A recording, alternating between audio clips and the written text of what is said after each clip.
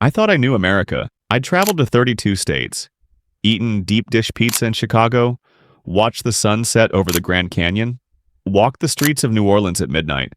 But when I stepped off that plane in Anchorage at what should have been 11 p.m., and the sun was still blazing in the sky like it was 3 in the afternoon, I realized I'd been lied to my entire life.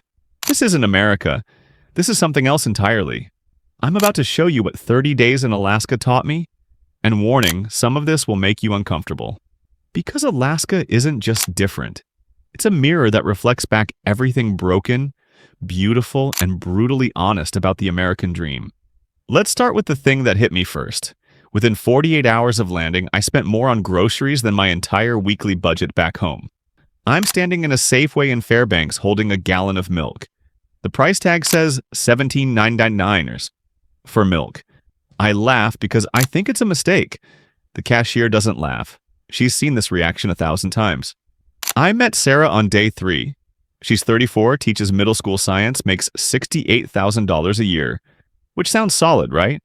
Except Sarah lives paycheck to paycheck. Her rent for a 2-bedroom apartment? $1,200.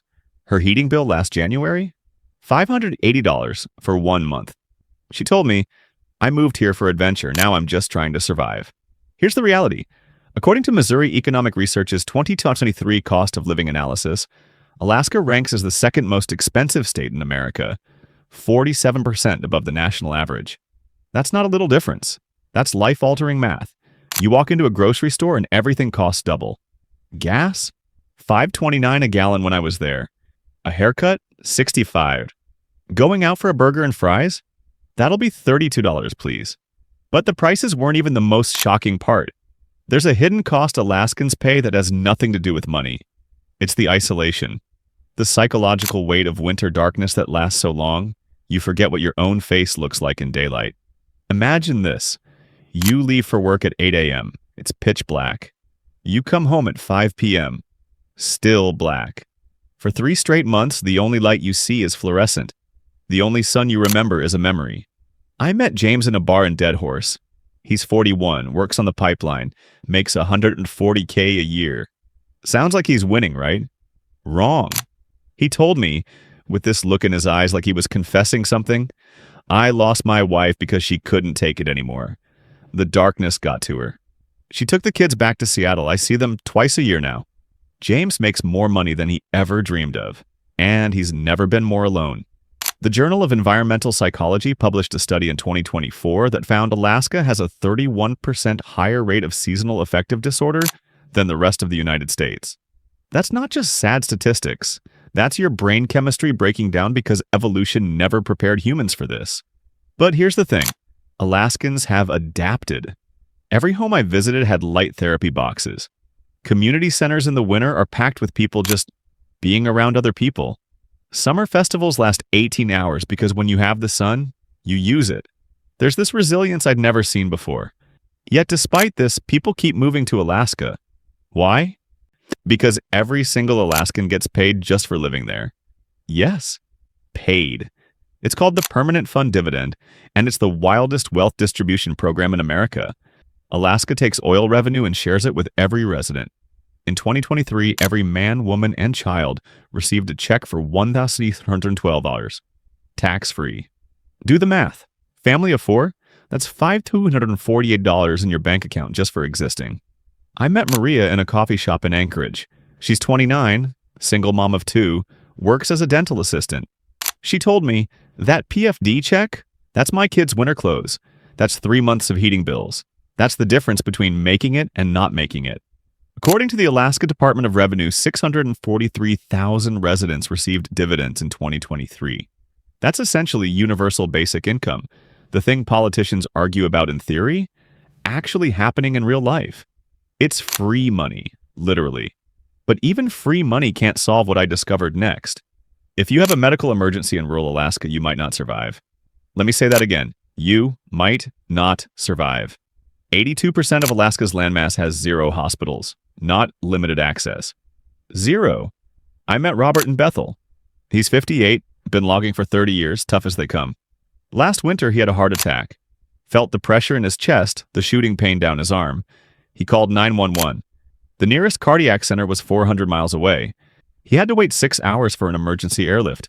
6 hours clutching his chest, wondering if these were his last moments while a tiny plane battled 50-mile-per-hour winds to reach him.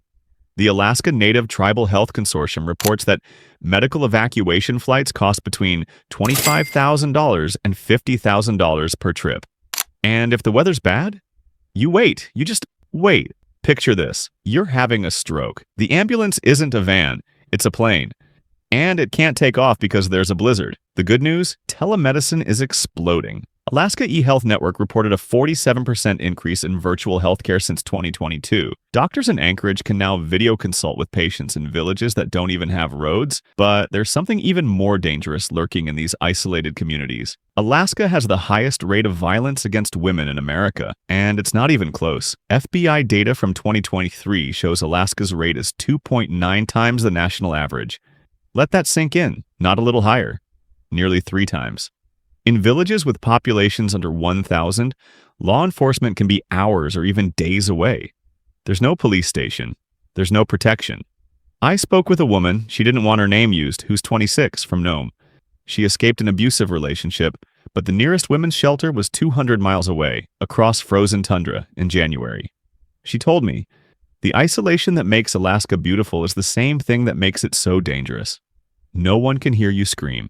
The CDC's National Intimate Partner and Sexual Violence Survey has ranked Alaska number 1 for this for 15 consecutive years. 15 years, but there's hope.